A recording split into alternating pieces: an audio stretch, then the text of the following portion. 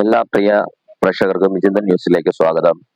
നാം ഇന്ന് ചർച്ച ചെയ്യാൻ ഉദ്ദേശിക്കുന്ന വിഷയം ഇന്ധന വില വർധനയെ പറ്റിയാണ്. ഇന്ധന വില വർധന എന്ന് പറഞ്ഞാൽ എല്ലാ രാജ്യങ്ങളും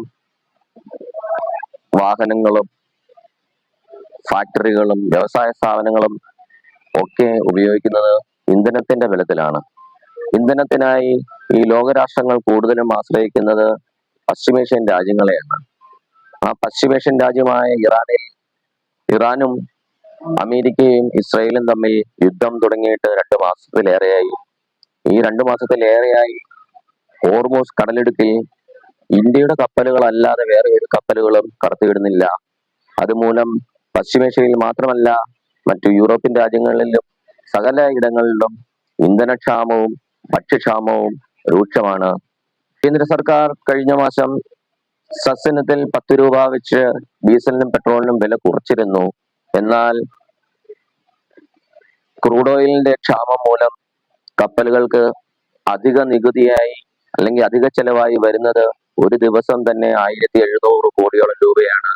അങ്ങനെ ഇന്ത്യയിലെ സ്വകാര്യവൽകൃതമായിട്ടുള്ള ക്രൂഡ് ഓയിൽ കമ്പനികൾ മൊത്തത്തിൽ അവകാശപ്പെട്ടതനുസരിച്ച് 30,000 കോടി രൂപയോളം നഷ്ടത്തിലാണ് ക്രൂഡ് ഓയിൽ കമ്പനികൾ ഇപ്പോൾ പ്രവർത്തനം നടത്തുന്നത്.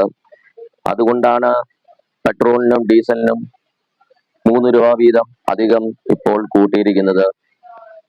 നമുക്കറിയാം, വിമാന ഇന്ധനത്തിനും വില കൂടുന്നുണ്ട്. അതുകൊണ്ട് തന്നെ ഗൾഫ് രാജ്യങ്ങളിൽ താമസിക്കുന്ന ആളുകൾക്ക് നാട്ടിൽ വന്നു പോകണമെങ്കിൽ നേരത്തെ ഉണ്ടായിരുന്ന ഫ്ലൈറ്റ് റേറ്റിന്റെ ഇരട്ടി കൊടുത്തു വേണം പോകുവാൻ. അത് മാത്രമല്ല, കഴിഞ്ഞ ദിവസം നമ്മുടെ പ്രധാനമന്ത്രി നരേന്ദ്രമോദി രാജ്യത്തോടായിട്ട് അഭ്യർത്ഥിച്ചത്, നിങ്ങൾ ഇനി സ്വർണം വാങ്ങരുത്, പറയുമ്പോൾ വാങ്ങുക, ഉള്ള സ്വർണം നിങ്ങൾക്ക് ഉപയോഗിക്കാം. അതുകൂടാതെ ബാങ്ക് ഓഫ് ഇംഗ്ലണ്ടിൽ നിന്നും ലക്ഷക്കണക്കിന് ടൺ സ്വർണം, ഇന്ത്യ നിക്ഷേപിച്ചിരുന്ന സ്വർണം ഇന്ത്യ തിരിച്ച് ഇന്ത്യയിലേക്ക് തന്നെ എത്തിച്ചിട്ടുണ്ട്. ഇതിന്റെ കാരണം വ്യക്തമല്ല.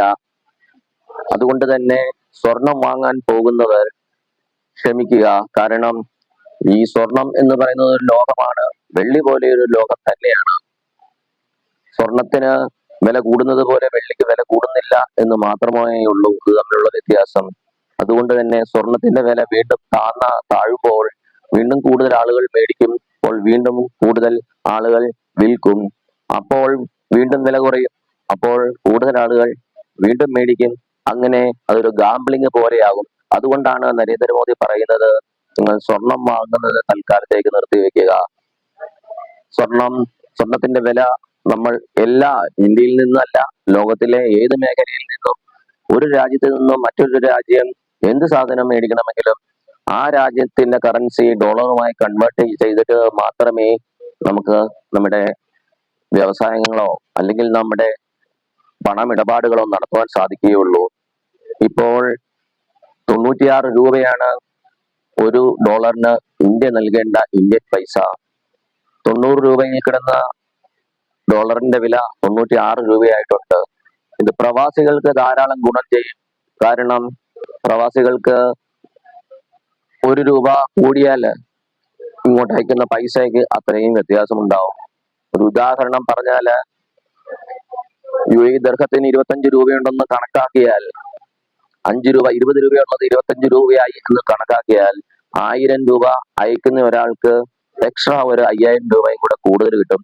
പക്ഷേ നമ്മുടെ രാജ്യത്തെ സംബന്ധിച്ചിടത്തോളം നമ്മുടെ GDP അത് വളരെ കാര്യമായി ബാധിക്കും. അതുകൊണ്ട് തന്നെ ഇന്നലെ സ്വർണത്തിന് വില കുറഞ്ഞത് 3000 രൂപയുടെ വില കുറഞ്ഞിട്ടുണ്ട് പവന്. വെള്ളിക്കും ഏകദേശം 100 രൂപയ്ക്ക് അടുത്ത് കുറഞ്ഞിട്ടുണ്ട്. അത് സ്വർണത്തിന്റെ വില കുറഞ്ഞതിന്റെ കാരണം നരേന്ദ്രമോദി കഴിഞ്ഞ ദിവസം നടത്തിയ പ്രസ്താവന തന്നെയാണ്. നരേന്ദ്രമോദി അങ്ങനെ ഒരു പ്രസ്താവന നടത്തിയത് വെറുതെയല്ല. സാമ്പത്തിക വിദഗ്ധരുമായി വ്യക്തമായി ചർച്ച നടത്തി ഈ പശ്ചിമേഷ്യൻ രാജ്യങ്ങളുടെ യുദ്ധങ്ങൾ മുൻപോട്ട് പോവുകയാണെങ്കിൽ നമ്മുടെ രാജ്യത്തിനുള്ള നമ്മുടെ കരുതലിരിപ്പാണ് സ്വർണം എന്നുള്ളത്. അതുകൊണ്ട് തന്നെയാണ് നമുക്ക് ബാങ്ക് ഓഫ് ഇംഗ്ലണ്ടിൽ നിന്നും നമ്മുടെ കരുതൽ സ്വർണം തിരിച്ച് നമ്മുടെ നാട്ടിലേക്ക് എത്തിക്കേണ്ടി വന്നത്. പെട്ടെന്ന് ഒരു സാമ്പത്തിക പ്രതിസന്ധി വന്നാൽ നമ്മുടെ രാജ്യത്തിന് അസറ്റായിട്ട് ഈ സ്വർണമുണ്ട്. അതുകൊണ്ടാണ് സ്വർണം പുതിയത് വാങ്ങരുത്, കയ്യിലുള്ളത് സൂക്ഷിക്കുക എന്ന് പറയുന്നത്. കാരണം സ്വർണത്തിൽ ചാഞ്ചാട്ടങ്ങൾ ഉണ്ടാവും. ആ ചാഞ്ചാട്ടങ്ങളെ നമ്മൾ അഭിമുഖീകരിക്കേണ്ടതുണ്ട്. ഇന്ധനവില വർദ്ധിച്ചതിനോടനുബന്ധിച്ച് ഹോട്ടലുകളിൽ ഭക്ഷണത്തിന് വില കൂടും, പച്ചക്കറിയുടെ വില കൂടും. ഇതെല്ലാമാണ് ഇതിന്റെ അനന്തര ഫലങ്ങൾ. അതുകൊണ്ട് നമുക്ക് മാക്സിമം പബ്ലിക് ട്രാൻസ്പോർട്ട് യൂസ് ചെയ്യുക. കാരണം ഒരാൾ ഒരു കാറിൽ ഒരു 100 കിലോമീറ്റർ യാത്ര ചെയ്യുമ്പോൾ ഒരാൾക്ക് വേണ്ടി ഈ 5 പേർ ഇരിക്കുന്ന ഒരു വാഹനം ഒരാൾക്ക് വേണ്ടി 100 കിലോമീറ്റർ യാത്ര ചെയ്യുന്നു. അതിലുപരി അത് നമ്മൾ ട്രെയിനിലോ അല്ലെങ്കിൽ ഷെയർഡ് ടാക്സിയിലോ ഒക്കെ ആണെങ്കിൽ, അല്ലെങ്കിൽ പ്രൈവറ്റ് ബസ്സിലോ KSRTC ബസ്സിലോ ഒക്കെയാണ് യാത്ര ചെയ്യുന്നതെങ്കിൽ അതിൽ ഒരു 60 പേരെങ്കിലും ഈ 100 കിലോമീറ്റർ ഒരു വാഹനത്തിൽ പോയാൽ മതിയാവും. അങ്ങനെ നമ്മുടെ ചെലവുകൾ കുറയ്ക്കാൻ പറ്റും. ഇന്ധനത്തിന്റെ ലഭ്യത നമുക്ക് കൃത്യമായിട്ട് കിട്ടും. ഇന്ധനത്തിന്റെ ശോഷണം, അതായത് ഇന്ധനത്തിന്റെ നമ്മുടെ കാര്യത്തിൽ നമുക്ക് നിയന്ത്രിക്കുവാൻ സാധിക്കും. ഇതൊക്കെയാണ് വിജിന്തന് പറയുവാനുള്ളത്. അതുകൊണ്ട് പ്രധാനമന്ത്രി നരേന്ദ്രമോദി പറഞ്ഞതിനെ നിങ്ങൾ മുഖവിലക്കെടുക്കുക. ഇത് നമ്മുടെ രാജ്യത്തിന്റെ നന്മയ്ക്ക് വേണ്ടിയാണെന്ന് വിചാരിക്കുക. ഇപ്പോൾ കൂടിയ ഈ 3 രൂപ കൂടിയത് നേരത്തെ കൂട്ടേണ്ടത് തന്നെയായിരുന്നു. എന്തുകൊണ്ട് നേരത്തെ കൂട്ടിയില്ല എന്നുള്ളതിന്റെ അർത്ഥം 4 സംസ്ഥാനങ്ങളിലായി തിരഞ്ഞെടുപ്പുകൾ നടക്കുകയായിരുന്നു. ആ സമയത്ത് ഇന്ധനത്തിന് 1 രൂപ കൂട്ടിയാൽ പോലും അത് നമ്മുടെ രാജ്യത്തെ ഇപ്പോഴത്തെ സർക്കാരിനെ ബാധിക്കും. അതുകൊണ്ടാണ് ഇലക്ഷന് ശേഷം ഇത് വർദ്ധിപ്പിച്ചത് എന്നുള്ളത് നമുക്കൊക്കെ അറിയാവുന്ന കൃത്യവും വ്യക്തതയുമായുള്ള കാര്യമാണ്. അതുകൊണ്ട് ഈ 30,000 കോടി നഷ്ടം ഉണ്ടായ ഈ